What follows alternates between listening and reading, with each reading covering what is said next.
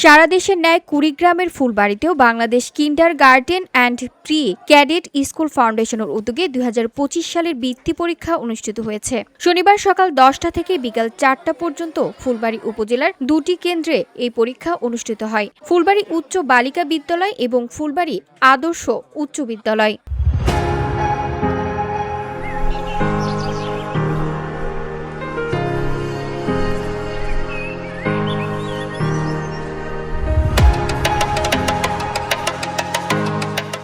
জেলা সভাপতি প্রফেসর মোহাম্মদ আমজাদ হোসেনের তত্ত্বাবধানে ২০২৫ সালের বৃত্তি পরীক্ষা অনুষ্ঠিত হয়েছে।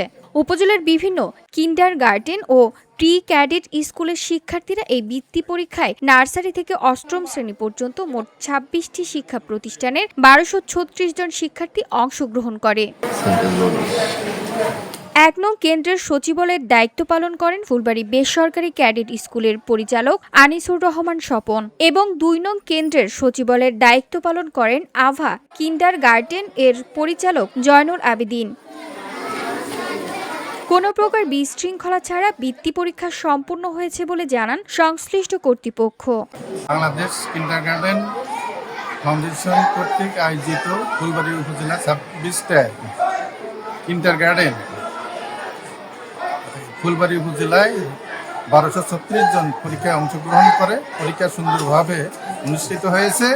আজকে ফুলবাড়ী উচ্চ বালিকা বিদ্যালয়ে বাংলাদেশ কিন্ডারগার্টেন আয়োজিত ১২টো প্রতিষ্ঠানের নার্সারি থেকে অষ্টম শ্রেণী পর্যন্ত বৃত্তি পরীক্ষা অনুষ্ঠিত হচ্ছে।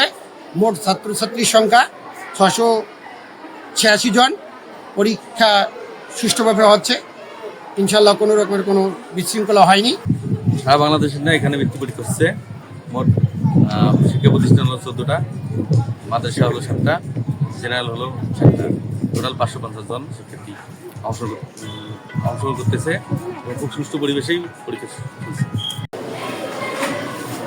VOD Bangla news desk.